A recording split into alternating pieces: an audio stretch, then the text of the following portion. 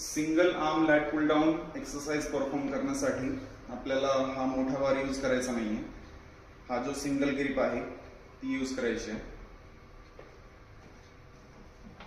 आणि त्या एक्सरसाइज मध्ये आपल्याला ही ग्रिप कशी खेचायची आहे ते एक वेळेस डेमो मध्ये मी दाखवेन.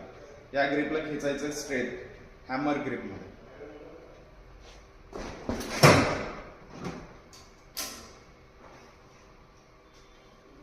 यामध्ये मी खाली बॉक्स ठेवलेला आहे जेणेकरून आपल्याला सोपं जाईल बसायला. त्यानंतर सीटला सगळ्यात वरच्या लेवलला ऍडजस्ट केले जेणेकरून हात मला ठेवायला सोपं जाईल. वेट कमी घ्यायचंय, जेवढं 12 रेपिटेशन जातील एवढं वेट घ्यायचंय. हँड स्ट्रेट,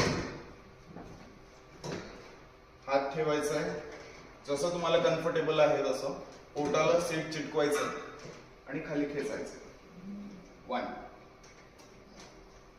पूर्ण हाताला वरती स्ट्रेच करा जेणेकरून हा सगळा मसल वरती खेचला जाईल. 2,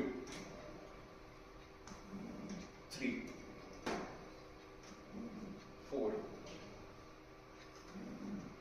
5.